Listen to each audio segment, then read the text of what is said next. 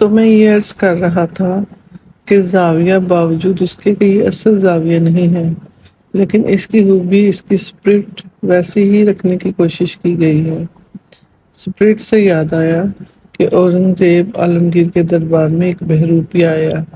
اس نے کہا کہ باوجود اس کے کہ آپ کو رنگ و دامش گانے بجانے کو برا سمجھتے ہیں شہنشاہ معظم، لیکن میں فنکار ہوں اور ایک فنکار کی حیثیت سے آپ کی خدمت میں حاضر ہوا ہوں، اور میں بہروپیہ ہوں۔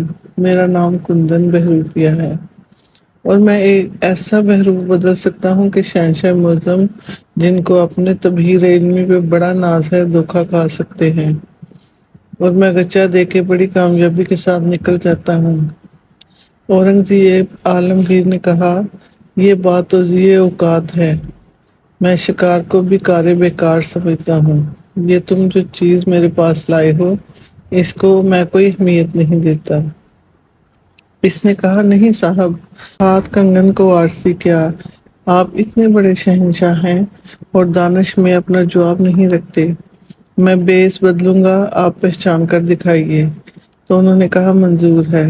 اس نے کہا، حضور اس وقت کے شہنشاہ ہیں، اگر تو آپ نے مجھے پہچان لیا تو میں آپ کا دیندار ہوں، لیکن اگر آپ مجھے نہ پہچان سکے اور میں نے ایسا بیس بدلا تو آپ سے 500 روپیہ لوں گا۔ ظاہر ہے اس وقت 500 بہت ہوتے ہوں گے۔ شہنشاہ نے کہا، ٹھیک ہے، 500 میرے لیے کچھ نہیں، منظور ہے، جاؤ۔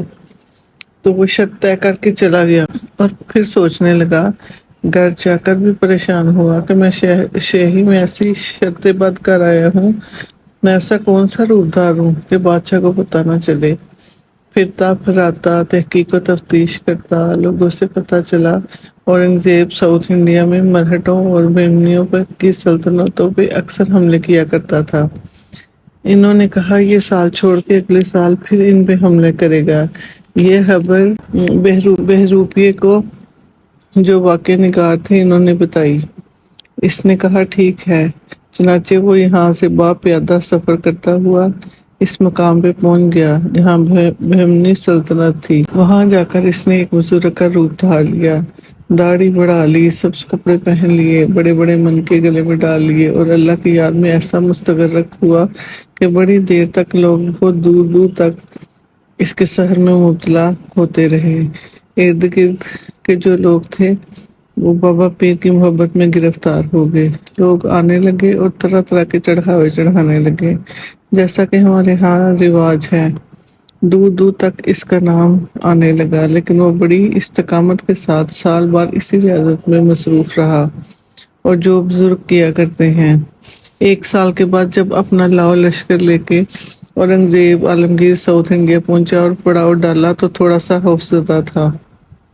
جب اس نے مرہٹوں کے پیشوا پہ حملہ کیا تو اتنی مضبوطی کے ساتھ قلعہ بند تھے کہ ان کی فوجیں نہ توڑ سکیں۔ پریشانی کا یہ عالم ہو گیا کہ یقین ہو گیا شاید ان کو ناکام لوٹنا پڑے، ان کی حکومت پہ برا اثر پڑے گا۔ چنانچہ لوگوں نے کہا، یہاں ایک درویش ولی رہتے ہیں درخت کے نیچے، آپ ان کی خدمت میں حاضر ہوں اور ان سے جا کر ڈسکس کریں، پھر دعا کریں اور پھر ٹوٹ پڑیں۔ شہنشاہ پریشان تھا، بیچارہ بھاگا بھاگا ان کے پاس آیا، سلام کیا اور کہا، حضور میں آپ کی خدمت میں ذرا۔ انہوں نے کہا، ہم فقیر آدمی ہیں، ہمیں ایسی چیزوں سے کیا لینا دینا۔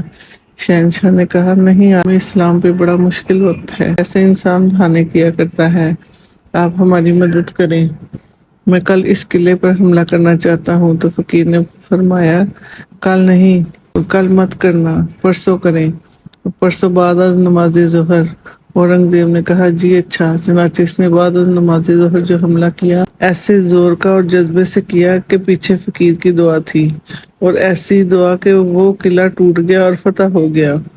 مفتوح جو تھے وہ پاؤں پڑ گئے۔ بادشاہ مرہٹوں کے پیشوا پہ فتح مند کامران ہونے کے بعد سیدھا درویش کی خدمت میں حاضر ہوا۔ باوجود کہ وہ ٹوپیاں سی کے اور قرآن لکھ کے گزارا کرتا تھا، لیکن سبز رنگ کا بڑا سا عمامہ پہنتا تھا، بڑے بڑے زمرد اور جواہر لگے ہوتے تھے۔ اس نے جا کر عمامہ اتارا اور کھڑا ہو گیا اور دست بستہ، حضور یہ سب کچھ آپ ہی کی بدولت ہوا، اس نے کہا نہیں، جو کچھ کیا اللہ نے کیا ہے۔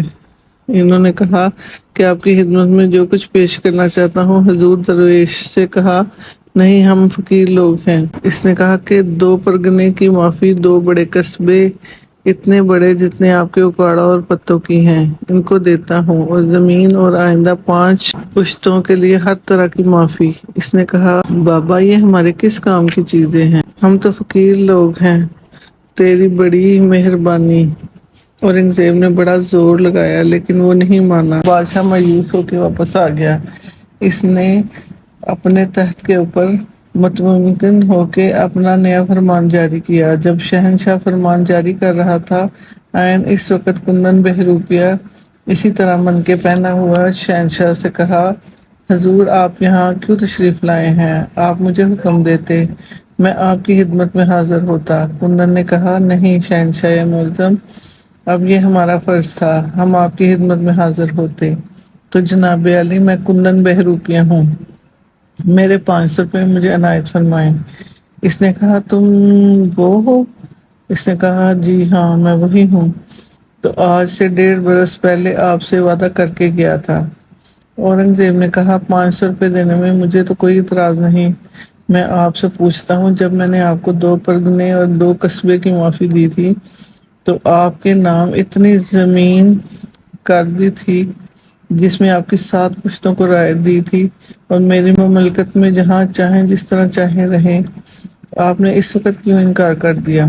یہ 500 روپے تو کچھ بھی نہیں۔ اس نے کہا حضور بات یہ ہے کہ جن کا بہروپ دارا تھا ان کی عزت مقصود تھی، وہ سچے لوگ ہیں، ہم جھوٹے لوگ ہیں، یہ میں نہیں کر سکتا تھا کہ روپ سیچوں سچوں کا داروں اور بے ایمانی کروں۔ تو خواتین حضرات میں عرض کر رہا تھا کہ ہمارا یہ زاویہ 2 نمبر ہی صحیح، بے شک بہروپ ہی صحیح، آپ دعا کریں اس میں کچھ ایسی باتیں، کچھ ایسے مسئلے، کچھ ایسی پیچیدگیاں اور کچھ ایسے بوجھ دور ہوتے رہیں جو کسی اور طرح سے نہیں ہو پاتے۔